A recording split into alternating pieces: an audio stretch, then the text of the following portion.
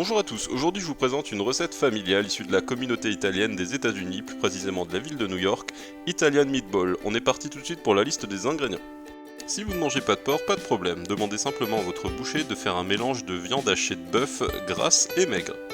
On est parti, si jamais comme moi vous faites votre chapelure à base de biscottes ou de pain rassis, mixez-les pendant quelques instants de façon à obtenir une poudre fine. On peut maintenant passer à la réalisation de l'élément clé de notre recette Italian Breadcrumbs. De la chapelure à l'italienne, quoi. Ouais. Dans la chapelure, j'incorpore donc une cuillère à café de paprika, une cuillère à café de mélange basilic et origan déshydraté, une cuillère à café d'ail semoule, sel, poivre et 2 cuillères à soupe de parmesan. On mélange bien le tout et on continue.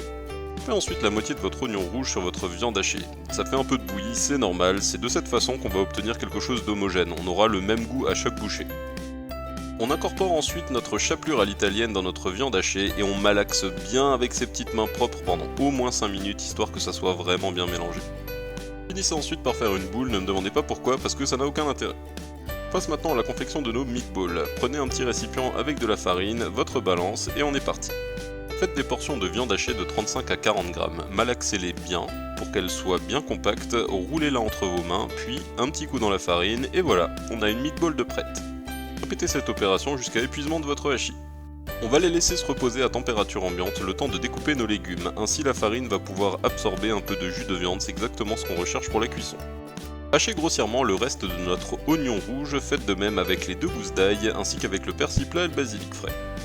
On passe maintenant à la cuisson avec un mélange d'huile d'olive et beurre, et plutôt que de regarder le beurre fondre, moi je vous suggère de vous abonner à ma chaîne, ça me fait plaisir et ça m'encourage à faire des vidéos. Si vous avez du romarin dans le jardin comme moi, n'hésitez pas à en mettre une petite branche avec à frire, ça va donner beaucoup de goût, mais ça reste optionnel.